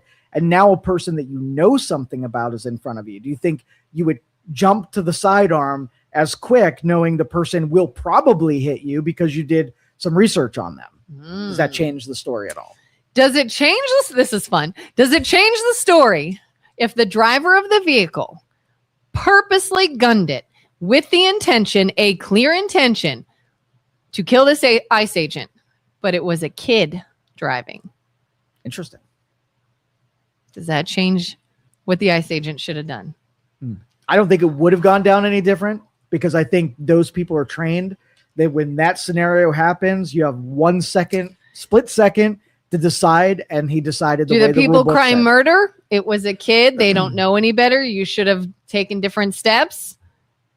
Do we feel less bad when a certain profile gets gunned down versus a different profile? Yeah. Interesting social situation. Brian says, totally agree, but it's still the status quo. Instead of healthy debate over differences of opinion, it just has devolved into the insanity it currently is. Absolutely. And do you think we talked about when at the beginning of the show, when we talked about the climate that had been formed in which this tragedy took place, do you think we are in a purposefully created climate Yes. to be this The argumentative. next generation threw the status quo out of the window, and they thought they can do it better, and they're making it up on the fly, and it's not engineered. We're throwing ancient wisdom out and re-questioning things that have traditional values. Like, we want to say the family unit is somehow archaic and it served no purpose, so throw it out. And then when you get the result of a non-centralized family, how people behaves, it's a different, formula. And so, they made some bad choices. The experiment really went wrong, and now the consequences are this is where we end up. Julie says, you assume the ICE agents are trained. They are given a 2-week training. Are we to assume ICE agents, do you start in law enforcement and then become ICE? Or can an ICE agent be like, any Joe Schmo off the street applies, and after 2 weeks training, you are an ICE agent? The way I believe it works is they, especially now when they're doing a lot of enforcement, they are recruiting outside of law enforcement. So you could apply, the replacement, go through training, and then you can play a support role with ICE. You're not going to be the guy that's, rushing into a place and doing a raid, right? But you're in a support role where all of the enforcement needs like the new guy that doesn't have much training. And that's probably what she's that's a little scary. I'm not going to lie. And so I'd like to see the statistics of who the law enforcement professionals are. What that guy was he a new recruit that came in off the streets and he was the driver of the car that put a sidearm on him and, let him loose? And that's sort of what she's charging. We don't know. I'm sure there's both of those. There's trained professionals who have been in law enforcement for 30 years, and there's ones that have been on the job for a month and is in a support role right now. And as soon as you tell me which of those two that dude was, then we can come to a conclusion. But it's too sweeping to say ICE agents are only given 2 weeks training. I think that is patently false. So, all right, we got to get out of here for today. Thanks everyone for joining us. Yes, we will see you next time. Thank you for listening to this show on Youngstown Studio. This is original Youngstown content. Feel free to share our videos and tell your friends about us. Don't forget to subscribe to our YouTube channel and follow us on Facebook. Thank you for your support.